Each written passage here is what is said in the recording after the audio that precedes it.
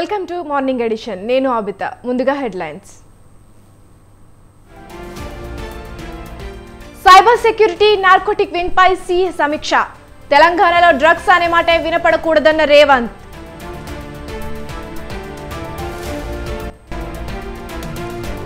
తెలంగాణలో బ్రూ ట్యాక్స్ అమలవుతోందన్న కేటీఆర్. రబ్ ట్యాక్స్ వసూలు చేస్తున్నారన్న ఏలేటి.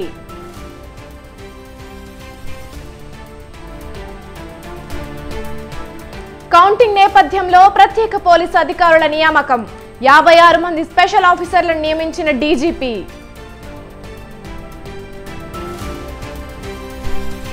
రాజ్కోట్లో అగ్ని ప్రమాదం.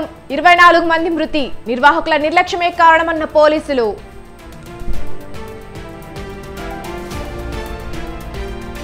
నేడు ఐపీఎల్ ఫైనల్స్. కోల్కతాతో తలపడనున్న హైదరాబాద్.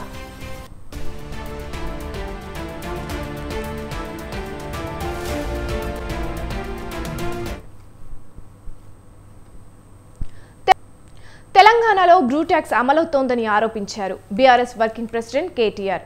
గతంలో బ్రూ కాఫీ, ఇప్పుడు బ్రూ ట్యాక్స్ నడుస్తోందన్నారు. బి అంటే బట్టి, ఆర్ అంటే రేవంత్ అని రాహుల్, యు అంటే ఉత్తమ్ అని చెప్పారు. రాష్ట్రంలోని రియల్టర్ల నుంచి బ్రూ ట్యాక్స్ వసూలు చేస్తున్నారని కేటీఆర్ ఆరోపించారు. దేశంలో ఏ రాష్ట్రంలోనూ 95% స్థానికత కోటా లేదని అన్నారు. ఉమ్మడి ఆంధ్రప్రదేశ్లో రాష్ట్రపతి ఉత్తర్వులు యథేచ్ఛగా ఉల్లంఘించారని మండిపడ్డారు.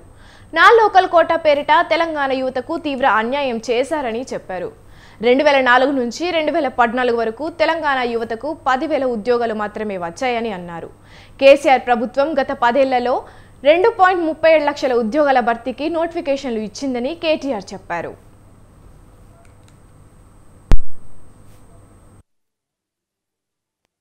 ఈ రోజు నేను కాంగ్రెస్ నాయకత్వాన్ని, బీజేపీ నాయకత్వాన్ని ఈ విషయంలో సవాల్ చేస్తా ఉన్నా. భారతదేశంలో ఏదైనా ఒక రాష్ట్రంలో అటెండర్ నుంచి గ్రూప్ 1 ఆఫీసర్ దాకా 95% ప్రభుత్వ ఉద్యోగాలు స్థానిక పిల్లలకే ఇచ్చే రాష్ట్రం తెలంగాణ తప్ప మరొకటి ఉన్నదా?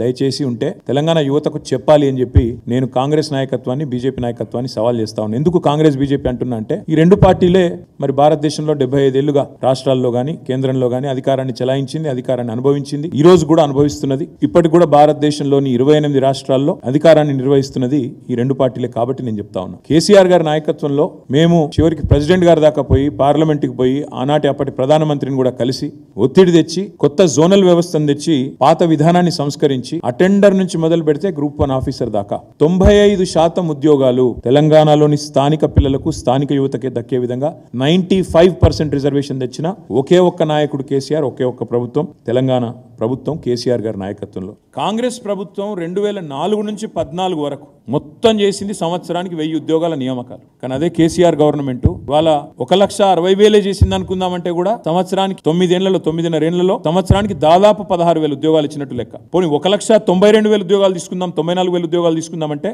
సంవత్సరానికి దాదాపు 19,400 ఉద్యోగాలు ఇచ్చినట్టు లెక్క. 1000 ఉద్యోగాలు ఎక్కడ?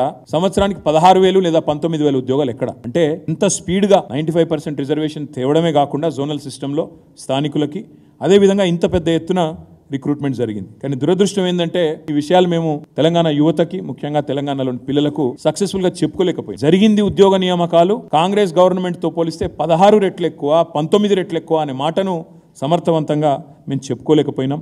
వీటితో పాటు ఇవేమో గతంలో ఇచ్చిన టోటల్ ఉద్యోగాలు, అదే మాదిరిగా ఇప్పుడు రేవంత్ రెడ్డి చెప్పిన ఉద్యోగాలకు సంబంధించి ప్రైవేట్ రంగం ఉద్యోగాలు కూడా తెలంగాణ యువతకే పెద్ద ఎత్తున తీసుకొచ్చింది కేసీఆర్ గారి ప్రభుత్వం. ఇంకా దారుణం, బిల్డర్ల మీద ట్యాక్స్లు వేసి, ఇప్పుడు ನೀವು వింటున్నారు, మీరు నేను అందరం వింటున్నాం. ఒకటి బి ట్యాక్స్ అట, బట్టి ట్యాక్స్, ఆర్ ట్యాక్స్ అట, రేవంత్ ట్యాక్స్ మరి రాహుల్ ట్యాక్స్ తెలియదు, యూ ట్యాక్స్ అట, Uttam tax, B tax, R tax, U tax, Bru. ఇదివరకు బ్రూ కాఫీ ఉండే, ఇప్పుడు బ్రూ ట్యాక్స్ వచ్చింది తెలంగాణలో. ఇది కూడా అన్ని అనధికార ట్యాక్సులు, జిఎస్టీ, వ్యాట్, ఎస్జిఎస్టీ లెక్క బ్రూ ట్యాక్స్. అదొకటి కొత్త ట్యాక్స్ వచ్చింది. పాపం బిల్డర్లను సావగొడుతున్నారు. ఎవరి దుకాణం వాళ్ళది, ఎవరు ఎంత దండుకుంటే అంత దండుకోవాలి. ఎందుకంటే అది రక్తం రుచి మరిగిన పులులు కదా వీళ్ళు. 10 ఏళ్ళు అధికారానికి దూరం అయినరు. ఇప్పుడు విచ్చల విడిగా ఎవరి దుకాణం వాళ్ళది. రేపో మాపో ఎక్సైజ్ దుకాణం కూడా తెరుస్తారు. జూపల్లి కృష్ణారావు దుకాణం ఇంకోటి చాలా అవుతుందని చెప్తున్నారు. చూడాలి. నేనేమన్నా అంటే ఈ బ్రూ ట్యాక్స్లు దీనివల్ల ఏమవుతుంది? ఎవరి పాటికి వాళ్ళు పెట్టుబడిదారుల మీద దాడి చేస్తే నిర్మాణ రంగం కుదేలవుతున్నది. తెలంగాణలో రబ్ ట్యాక్స్ వసూలు చేస్తున్నారని సంచలన ఆరోపణలు చేశారు బీజేపీ ఎల్పీ నేత మహేశ్వర్ రెడ్డి. సివిల్ సప్లై శాఖలో జరుగుతున్న అవినీతిని బయటపెట్టానని, తాను అడిగిన ప్రశ్నలకు మాత్రం సమాధానం చెప్పడం లేదని ఆగ్రహం వ్యక్తం చేశారు. బాధ్యతాయుతమైన మంత్రి ముఖం చాటేస్తున్నారని విమర్శించారు. సివిల్ సప్లై అవకతవకలపై సీబీఐ విచారణ జరపాలని డిమాండ్ చేశారు. రైస్ మిల్లర్లు, బిడ్డర్లతో ప్రభుత్వం చీకటి ఒప్పందం చేసుకుందని ఆరోపించారు. 35 లక్షల మెట్రిక్ టన్నుల బియ్యంపై అదనంగా 800 కోట్లు అక్రమంగా వసూలు చేస్తున్నారని తెలిపారు. 1.59 లక్షల టన్నుల సన్న బియ్యాన్ని ప్రభుత్వమే బిడ్డర్లకు అమ్మిందని చెప్పారు. మళ్లీ అధిక ధరకు బిడ్డర్ల నుంచి సన్న బియ్యం కొనడం ఎందుకని ఎల్లిటి ప్రశ్నించారు. ధాన్యం కొనుగోలుకు రాష్ట్ర ప్రభుత్వం సమయం కోరితే ఎఫ్సీఐ అంగీకరించిందని, అయినప్పటికీ ప్రభుత్వం టెండర్కు తెరలేపిందని మండిపడ్డారు. వాటా ఉన్నది, కేంద్ర ప్రభుత్వం కమిషన్ ఇస్తుంది. కేంద్ర ప్రభుత్వం దీంట్లో డైరెక్ట్గా ఇన్వాల్వ్ అయి ఉన్నది కాబట్టి ఖచ్చితంగా ఇది సిబిఐకి ఇవ్వాల్సిందిగా నేను డిమాండ్ చేస్తూ ఉన్నాను. నేను ఖచ్చితంగా ఇది సిబిఐకి లెటర్ రాస్తాను, కేంద్ర ప్రభుత్వానికి లెటర్ రాస్తాను. దీంట్లో ఉన్న అనుమానం మీద, అంశాల మీద మరి కమిషనర్ గారా మీరా ఎవరు దీనికి బదులు చెప్తారో చెప్పండి. ఎందుకంటే దీంట్లో మా వాటా ఉన్నది. కేంద్ర ప్రభుత్వం దీంట్లో డైరెక్ట్గా ఇన్వాల్వ్ అయ్యి కేంద్ర ప్రభుత్వం కూడా దీనికి కమిషన్ ఇస్తూ ఉన్నది. కేంద్ర ప్రభుత్వం 2%, 1%, 2% దీంట్లో మరి వాటా ఇస్తున్న సందర్భంగా, కమిషన్ ఇస్తున్న సందర్భంగా దీంట్లో మా కేంద్ర ప్రభుత్వ డబ్బు కూడా ఇన్వాల్వ్ అయి ఉన్నది. మరి ఎట్టి పరిస్థితుల్లో దీని మీద మరి సిబిఐ ఎంక్వైరీ పెట్టిస్తాను. మీరు కాదు క్రిమినల్ కేసులు పెట్టించేది, మీరు కాదు మా మీద లీగల్ యాక్షన్ తీసుకునేది. వాస్తవం ఏందో వెలుగు తీయడానికి కేంద్ర ఏజెన్సీ నుంచి పూర్తి ఇన్వెస్టిగేషన్ చేయించే విధంగా నేను మరి ప్రధానమంత్రి గారికి, హోంమంత్రి గారికి నేను ఖచ్చితంగా లేఖ రాయబోతున్నా. అవినీతి జరిగిన చోట అవినీతి జరిగిందని చెప్పి చెప్తే, ఒకవేళ అవినీతి జరగకుంటే ఇక్కడ అవినీతి జరగలేదని చెప్పి నిరూపణ చేసుకోవాల్సిన అవసరం వారి మీద ఉన్నది. ఇంత స్పష్టంగా ఆధారాలతో సహా ఇన్ని అంశాలను వెలికి తీసిన తర్వాత వారు దీని మీద సమాధానం చెప్పాలా మంత్రి గారికి. నేను ఇది మంత్రి గారి మీద చేసినటువంటి ప్రశ్నలకు మంత్రి గారు సమాధానం చెప్పాల్సిన అవసరం మంత్రి గారి మీద ఉన్నది. అధికారులతో మరి ప్రెస్ మీట్ పెట్టేయడం కాదు, మంత్రి గారు బయటకు వచ్చి మాట్లాడాలా. నేను అదే నిన్న కూడా చెప్పినాను, ఇది రబ్ ట్యాక్స్ అని, ఆర్యూబి. ఆయన బ్రూ అన్నాడు, నేను రబ్ అన్నా. ఆర్యూబి ట్యాక్స్ అది. సరే, ఏ ట్యాక్స్ అయినా ఈ రాష్ట్రంలో జరుగుతున్న వాస్తవాలు, ఈ వాస్తవాలు ప్రతిపక్ష నాయకులుగా ఎప్పటికప్పుడు వెలికి తీసి ఈ అంశాల మీద మాట్లాడాల్సినటువంటి పూర్తి ప్రజానీకానికి తెలిపాల్సిన పూర్తి బాధ్యత మా మీద ఉన్నది. కాబట్టి మేము ఖచ్చితంగా మా పని మేము చేస్తున్నాం. బీఆర్ఎస్ వర్కింగ్ ప్రెసిడెంట్ కేటీఆర్ పై ఎన్నికల కమిషన్ కు ఫిర్యాదు అందింది. పట్టభద్రుల ఎమ్మెల్సీ ఎన్నికల ప్రచారంలో కాంగ్రెస్ అభ్యర్థి తీన్మార్ మల్లన్న గురించి అనుచితంగా మాట్లాడారంటూ టీపీసీసీ సీనియర్ నేత మల్లు రవి ఫిర్యాదు చేశారు. తీన్మార్ మల్లన్నను పల్లి బఠానీ అంటూ అవమానించారని ఎన్నికల కమిషనర్ వికాస్ రాజ్కి ఫిర్యాదు చేశారు. ఈ విషయంలో చర్యలు తీసుకోవాలని కోరారు.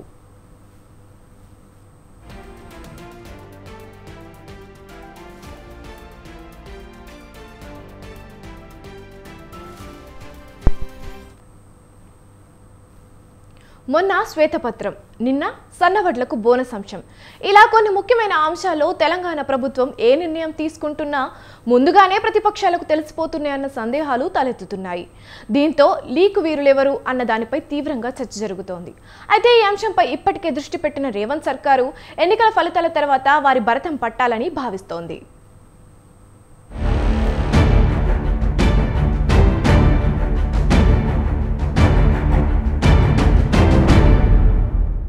తెలంగాణ ప్రభుత్వం తీసుకుంటున్న నిర్ణయాలు విపక్షాలకు ముందే తెలిసిపోతున్నాయా? స్వయంగా సీఎంఓ నుంచే సమాచారం బయటకు వస్తోందా? అలాగైతే ఆ లీకు వీరులెవరు? ప్రస్తుతం రేవంత్ రెడ్డి సర్కార్ ఇదే అంశంపై దృష్టి సారించింది.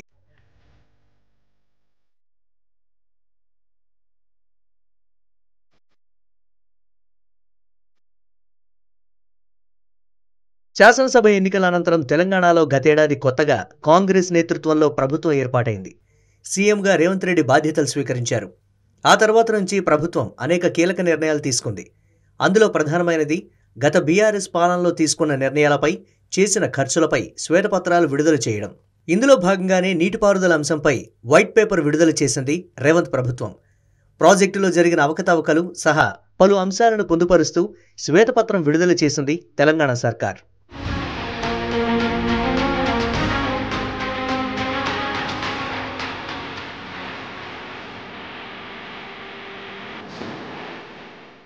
ఇంతవరకు బాగానే ఉన్నా ఇక్కడే ఒక కీలక అంశం దాగుంది. వైట్ పేపర్ విడుదల చేసిన సందర్భంలో అసెంబ్లీలో తెలంగాణ ప్రభుత్వం తరపున సీఎంతో పాటు సంబంధిత శాఖ మంత్రి పలు కీలకమైన అంశాలను, ప్రశ్నలను లేవనెత్తారు. ప్రతిపక్షాన్ని కార్నర్ చేసే ప్రయత్నం చేశారు. అయితే ఈ సందర్భంగా జరిగిన చర్చలో ప్రభుత్వం సంధించిన అన్ని ప్రశ్నలకు సమర్థవంతంగా సమాధానం చెప్పారు బీఆర్ఎస్ ఎమ్మెల్యేలు. అంతేకాదు సర్కారు లేవనెత్తిన అంశాలను సైతం ప్రస్తావించారు. ఇంకా చెప్పాలంటే ఈ చర్చ సందర్భంగా ప్రభుత్వంపై ప్రతిపక్షం పైచేయి సాధించిందన్న అభిప్రాయం సామాన్య ప్రజానీకంలో సైతం కలిగిందని అనడంలో ఏమాత్రం సందేహం లేదనే చెప్పాలి.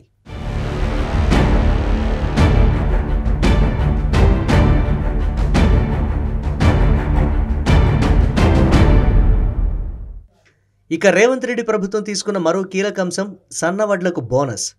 వాస్తవానికి ఈ అంశాన్ని కేబినెట్ అజెండాలో పెట్టి నిర్ణయం తీసుకోవాలన్నది ప్రభుత్వం ఆలోచన. ఇదే అంశాన్ని సీఎం ఇతర ముఖ్య నేతలతో చర్చించినట్లు సమాచారం. అయితే ఇదంతా జరక్కముందే సన్నవడ్లకే కాదు అన్ని రకాల వడ్లకు సైతం బోనస్ ఇవ్వాలని గులాబీ పార్టీ నేతలు డిమాండ్ చేశారు. ఇది కూడా హాట్ టాపిక్గా మారింది.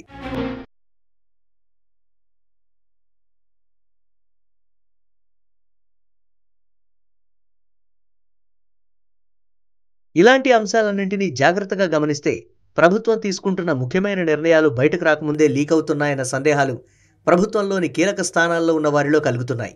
అది నీటిపారుదల శాఖపై శ్వేతపత్రం కావచ్చు, సన్నవడ్లకు బోనస్ అంశము కావచ్చు. ఇలా ఏది తీసుకున్నా విపక్షం సమర్థవంతంగా ముందుగా తమ వాణి వినిపించడాన్ని లోతుగా విశ్లేషిస్తే సమాచారం ముందే బయటకు వస్తోందన్న విషయం ఎవరికైనా ఇట్టే అర్థమవుతుందన్న అభిప్రాయము మరికొందరిలో వ్యక్తమవుతోంది.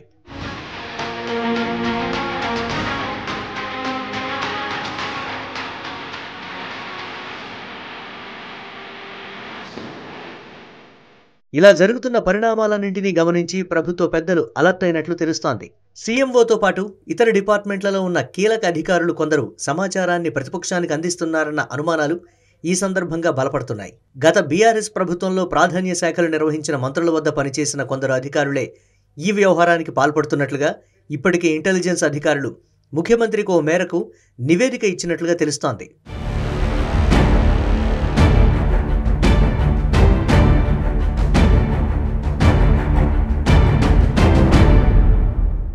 అయితే ఇలాంటి ఘటనలు ఏ ప్రభుత్వం వచ్చిన కొత్తలో అయినా సర్వసాధారణంగానే జరుగుతాయంటున్న వాదన మరికొందరు వినిపిస్తున్నారు. అందుకే ఏ ప్రభుత్వం కొత్తగా ఏర్పాటైనా ముఖ్యమంత్రి బాధ్యతలు చేపట్టినా మొదట చేసే పని అధికారుల బదిలీలే. ఆ దిశగా ఇప్పటికే ప్రస్తుతం సీఎం రేవంత్ రెడ్డి కొందరిని బదిలీ చేశారు.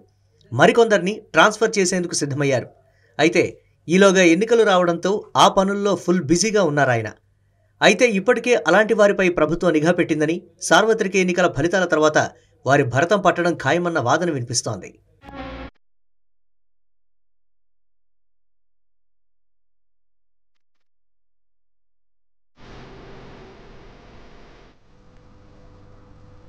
ఎన్నికల కౌంటింగ్ సందర్భంగా ఏపీలో ఎలాంటి అవాంఛనీయ సంఘటనలు జరగకుండా పోలీస్ శాఖ అప్రమత్తమైంది. ప్రతి జిల్లాకు ప్రత్యేక పోలీస్ అధికారులను నియమిస్తూ డీజీపీ ఉత్తర్వులు జారీ చేశారు. మొత్తం 56 మంది పోలీస్ అధికారులను, ప్రత్యేక అధికారులను నియమించారు. వెంటనే ఆయా జిల్లాల ఉన్నతాధికారులకు రిపోర్ట్ చేయాలని సూచించారు. సున్నిత ప్రాంతాల్లో శాంతి భద్రతల బాధ్యతలను ప్రత్యేక అధికారులకు అప్పగించాలని ఏపీ డీజీపీ ఆదేశించారు. పల్నాడుకు అత్యధికంగా 8 మంది పోలీసులు అధికారులను కేటాయించారు.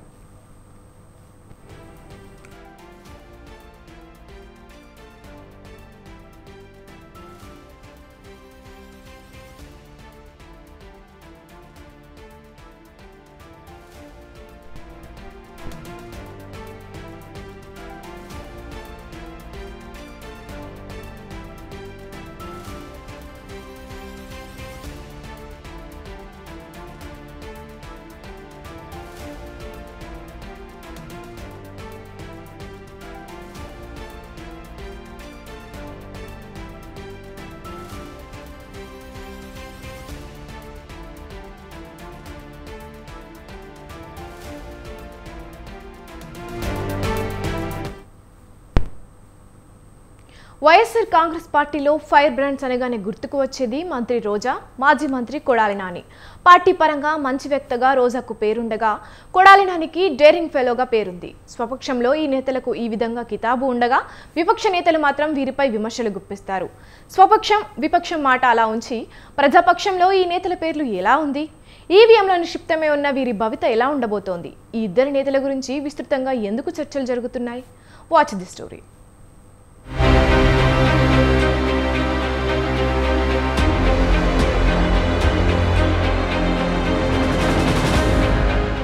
ఏపీలో ఎన్నికల పోలింగ్ ముగిసింది. జూన్ 4న ఎన్నికల కౌంటింగ్ జరగనుంది. ఇదిలా ఉండగా ఏపీ ఎన్నికల్లో గెలుపోటములపై పెద్ద ఎత్తున చర్చలు సాగుతున్నాయి. అయితే టీడీపీ, వైసీపీ నేతలు ఎవరికి వారే గెలుపుపై ధీమాగా ఉన్నారు. పార్టీల గెలుపోటముల సంగతి పక్కన పెడితే రాష్ట్రంలో కొందరు నేతల రాజకీయ భవితపైన చర్చ జరుగుతోంది. చంద్రబాబు, పవన్ కళ్యాణ్, లోకేష్, బాలకృష్ణ తదితర పెద్ద నేతల గెలుపు ఓటములపైన చర్చలు సాగుతున్నాయి. మరోవైపు అధికార వైసీపీలోని ఒకరిద్దరు మంత్రులు, మాజీ మంత్రుల గెలుపోటములపై సాగుతున్న చర్చలు ఆసక్తికరంగా సాగుతున్నాయి.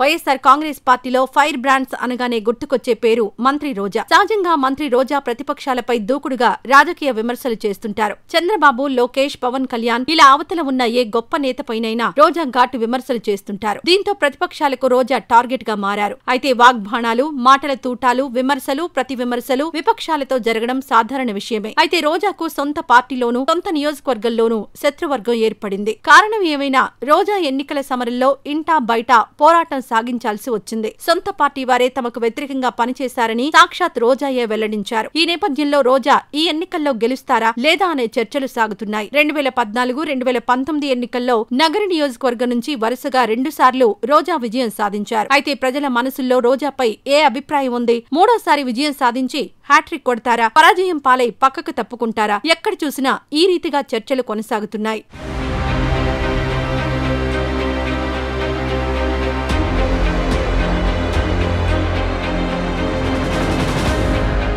ఇక వైసీపీలో మాజీ మంత్రి కొడాలి నానికున్న క్రేజ్ వేరే చెప్పాల్సిన అవసరం లేదు. కొడాలి నోరు తెరిస్తే ప్రతిపక్షాలు నోరెళ్లబెట్టాల్సిన పరిస్థితి వస్తుంది. నాని వాగ్దాటి ఆ రీతిలో సాగుతుంది. చంద్రబాబు, పవన్ కళ్యాణ్, లోకేష్ ఆయనకు రాజకీయంగా టార్గెట్. ఉచితానుచితం అనే తేడాలేమీ చూడకుండా విపక్ష నేతలపై ఆయన విమర్శలు గుప్పిస్తారు. టీడీపీ నేతలు సైతం అధిక సమయాన్ని కొడాలి నానిపై పోరికే వెచ్చిస్తారని వ్యాఖ్యానాలు వినిపిస్తున్నాయి. గుడివాడ నియోజకవర్గం నుంచి కొడాలి నాని వరుసగా 4 సార్లు విజయం సాధించారు. 2004, 2009లో తెలుగుదేశం తరపున కొడాలి నాని పోటీ చేసి విజయం సాధించారు. 2014, 2019లో వైఎస్సార్సీపీ నుంచి పోటీ చేసి కొడాలి నాని గెలిచారు.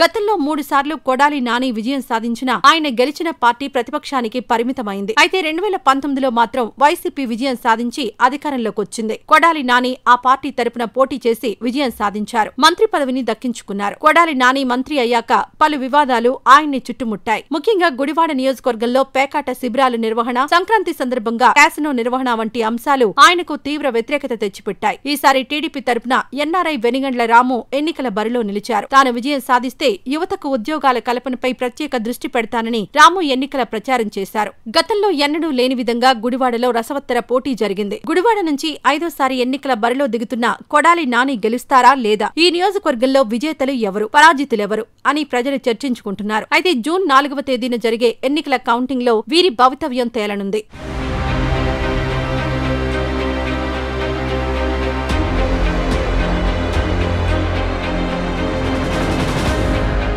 వైసీపీ అధికారంలోకి రావడం ఖాయమని ఆ పార్టీ నేతలు ధీమాగా చెబుతున్నారు. అయితే మంత్రి రోజా, మాజీ మంత్రి కొడాలి నాని గెలుపోటములపై వ్యాఖ్యానించడానికి మాత్రం వైసీపీ శ్రేణులు ఆసక్తి చూపడం లేదని తెలుస్తోంది.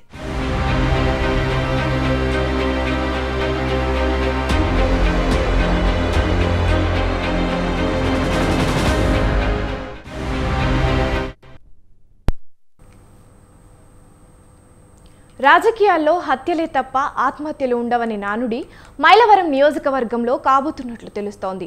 అధికార పార్టీ అభ్యర్థి ఓడిపోతే స్వంత పార్టీ నేతల నిర్వాకమే అందుకు కారణంగా తేలేలా ఉంది. ప్రచారంలో సమన్వయ లోపంతో పాటు పోల్ మేనేజ్మెంట్ చేయడంలో కూడా నిర్లక్ష్యం కొట్టొచ్చినట్లు కనిపిస్తోంది. కొత్త అభ్యర్థిని పెట్టి అందుకు అవసరమైన యంత్రాంగం ఏర్పాటు చేయలేదని నాయకులే అంటున్నారు. సరైన ఫోకస్ లేని కారణంగా నియోజకవర్గంలో ప్రతిపక్షాలకు కలిసొచ్చే అవకాశం ఉందని వాదన వినిపిస్తోంది. వైసీపీ నాయకుల తీరు కారణంగా కూటమి అభ్యర్థి వసంత గెలుస్తాడా లేక ప్రభుత్వ పాజిటివ్ ఓటు బ్యాంకుతో అధికార పార్టీ అభ్యర్థులే గెలుస్తాడా అనేది చర్చ జోరుగా సాగుతోంది.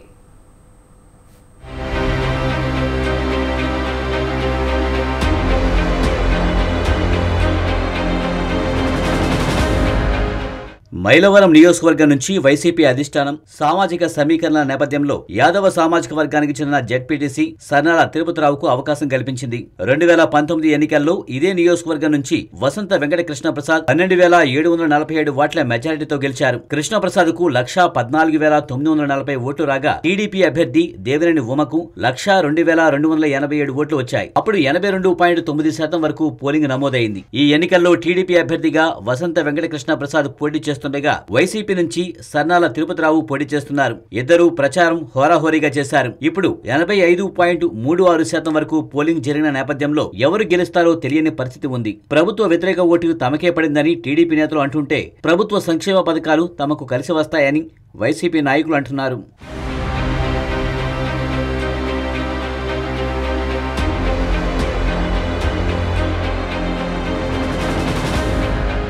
అధికార వైసీపీలో కొంతమంది నాయకుల స్వార్థం వల్ల పార్టీకి నష్టం జరిగే అవకాశం లేకపోలేదనే వాదనలు బలంగా వినిపిస్తున్నాయి. కొంతమంది పార్టీలో ఉంటూ ప్రతిపక్ష పార్టీకి పనిచేసినట్లు కూడా తెలుస్తుంది. వైసీపీలో ఉండి కూడా అంటి ముట్టినట్లుగా ఉన్నారనే ప్రచారం లేకపోలేదు. పార్టీ పదవుల్లో కూడా ఉండి నష్టం చేయడంపై తీవ్ర విమర్శలు వస్తున్నాయి. బాధ్యతలు తీసుకున్న నాయకులు కూడా స్వార్థం కోసం తప్ప పార్టీ కోసం పనిచేయలేదనే వాదనలు లేకపోలేదు. చేస్తే నాకేంటి అని కూడా నాయకులు మాట్లాడిన సందర్భాలు ఉన్నాయి. టీడీపీ నాయకులు ఐక్యంగా పనిచేస్తే అధికార వైసీపీలో డబ్బులు ఇస్తే తప్ప కదిలే పరిస్థితి లేకుండా పోయింది. పార్టీ అధికారంలోకి వస్తే ఉపయోగం ఉంటుందనే విషయం తెలిసి స్వల్ప ప్రయోజనాల కోసం పాకులాడడం పార్టీకి నష్టం జరిగే అవకాశం ఉంది. చాలా మంది నాయకుల్లో అదే ధోరణి ఉండడం, ఆ ప్రభావం ఎన్నికల్లో తప్పకుండా పడే అవకాశం ఉంది.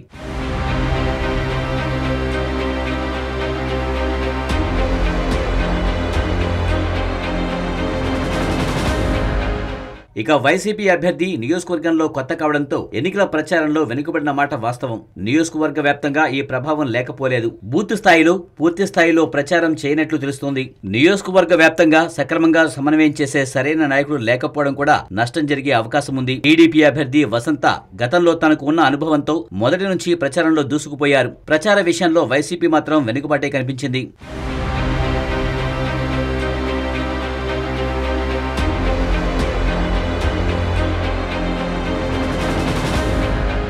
రెడ్డిగూడెం, మైలవరం, జి కొండూరు మండలాలు పూర్తిగా గ్రామీణ ప్రాంతాలు. ఇక్కడ రెండు పార్టీలు కూడా పోటాపోటీగా ఉంటాయి. కొన్ని గ్రామాల్లో మినహా పోల్ మేనేజ్మెంట్ బాగానే చేశారు. ఇబ్రహీంపట్నం మండలంలో కొండపల్లి మున్సిపాలిటీ, రూరల్ గ్రామాలు కలిపితే 85,000కు పైగా ఓటింగ్ ఉంది. ఇక్కడ పోల్ మేనేజ్మెంట్ లో నాయకుల వైఫల్యం కనిపిస్తుంది. కొండపల్లి బూత్ లో నాయకులు పనిచేసిన ఇబ్రహీంపట్నంలో 2-3 బూత్లు, రూరల్లో 2-3 గ్రామాలు మినహా ఎక్కడా కూడా నాయకులు సరిగా పనిచేయలేదనే వాదనలు వాళ్ల పార్టీ నాయకుల నుంచే వినిపించాయి. పోలింగ్ స్టేషన్ వద్ద ప్రచారం చేసే వాళ్ళు గాని ఓటర్లను తరలించే విధానంలో గాని నాయకులు నిర్లక్ష్యం చేశారు.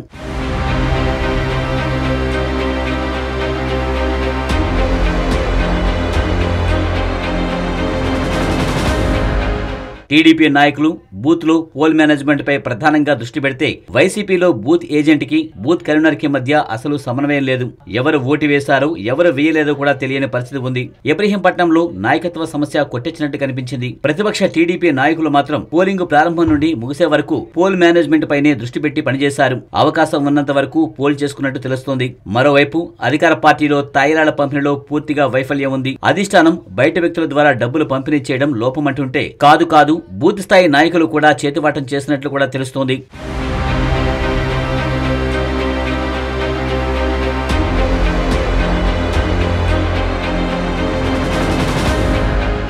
కొండపల్లి మున్సిపాలిటీ, ఇబ్రహీంపట్నంలో డబ్బుల పంపిణీలో అధికార వైసీపీ నాయకులు చేతివాటం ప్రదర్శన చేసినట్టు తెలుస్తోంది. కొంతమంది బూత్ కన్వీనర్లు చేసిన పొరపాట్ల వల్ల ఓటర్ల నుంచి విమర్శలు వచ్చాయి. వచ్చిన డబ్బులు పంపిణీ చేయకుండా నాయకులు మింగినట్లు ఓటర్లు అంటున్నారు. కొంతమందికి ఇవ్వకపోవడం తీవ్ర విమర్శలు వచ్చాయి. బూత్ కన్వీనర్లకు ఎన్నికల ఖర్చులకు 55,000 వరకు ఇచ్చినా పంపిణీలో కూడా చేతివాటం చేయడం పోలింగ్ పై తీవ్ర ప్రభావం పడే అవకాశం ఉంది. దానివల్ల పార్టీకి తీవ్ర నష్టం జరిగే అవకాశం ఉంది.